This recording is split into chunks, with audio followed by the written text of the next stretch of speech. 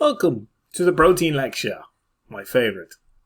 So today's takeaways is going to be what is protein, sources of protein, how much protein do you need, and can it aid in weight loss? We're going to keep this as short as we can in giving you a good amount of information.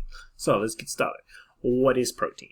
Protein is the building blocks of the body. We use it for creating muscle tissue. We use it for creating all forms of tissue within the body, as well as if you want to think about your hair, your nails, your skin.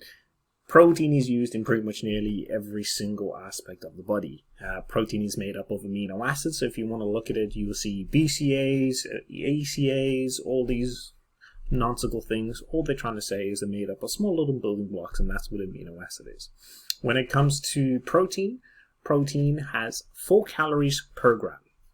So as you can see to that beautiful left there, we have a nice juicy steak.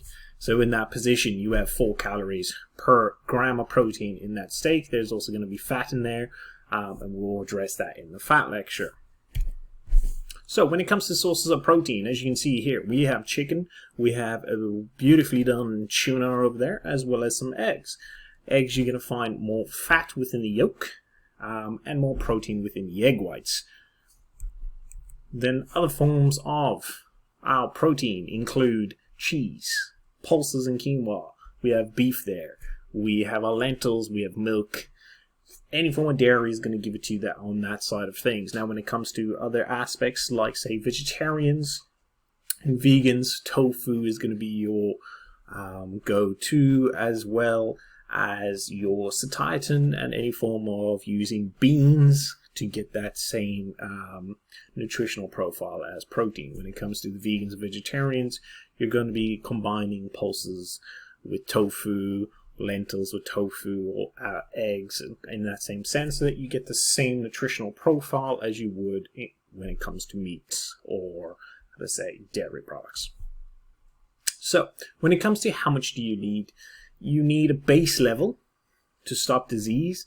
And then once you get past that, it's now making things more optimal in a sense. So when you want to look at it, enough to stop disease is 0.8 grams to 1.1 grams per kilogram. So that means when you're designing your diet, you need a minimum of 0.8 per kilogram to ensure that you don't come up with any of protein deficient diseases. And trust me, you don't want to go down that road. Now, when it comes from optimality, you want to look in terms of 1.2 to 1.9 grams per kilogram. In this range, you're going to ensure that you're going to get a sufficient amount of protein within the day, and it's also going to ensure that you get a good amount of fat as well as a good amount of overall fullness. Now, you can go in terms of for diet, you can push things to a higher regime, and as you can see there, it's 2 grams plus per kilogram of body weight. Now, if you want to look at it, more is always better, but up until a point. Once you start pushing past the realm of 2 grams per kilogram, if it starts taking away from your overall carbs and fats within the day, there is no point in going there. And when it comes to muscle building or any form of toning of muscle, once you start pushing more, it does not actually equal better. So this is where the key comes down to. So usually, majority of people, once they get to 2 grams per kilogram, have hit a certain amount of threshold of satiation. And once you've hit that point, you're A-okay. Once you go further, you're not going to see anything else past that. For some people, it does ensure a better compliance and adherence to the diet, and that's a beautiful thing. But in general, you want to stick between the 1.2 to 1.9, and if you're training or doing any form of heavy activity, try push to the 1.8, 1.9 region. So, can it aid weight loss? Well, first one is yes, because it can increase fullness. As we spoke about, or as you can see, when it comes to increasing fullness, the ability to lower overall calorie consumption in the day starts to drastically, or shall I say drastically increase, purely for the fact that you're eating less within the day. So if you happen to have one meal that's high in protein, and that means that you, instead of only having 3 meals out of 4 in the day, you've now lowered your calories throughout the day and created the calorie deficit, and that's what we want. It also will minimize snacking. So that's how we can lower overall calorie consumption. Because you're full for longer, now we have less likelihood of snacking. Another aspect is it can help increase overall calorie burn.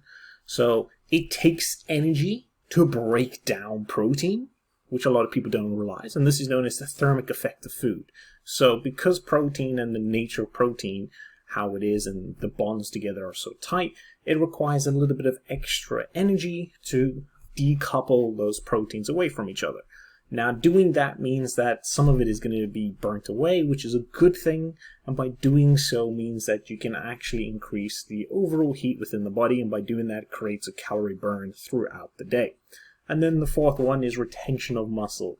The higher amount of protein you've got in the day will ensure that you can retain most of the muscle mass that you've created. The more muscle mass you have, the more calories you burn per unit of mass, where fat does not burn the same as muscle. So when it comes down to these things, as long as you can keep your protein intake at a sufficient level, you train hard enough and you can retain muscle mass, you're going to see an overall lower consumption of calories as well as a greater calorie burn within the day.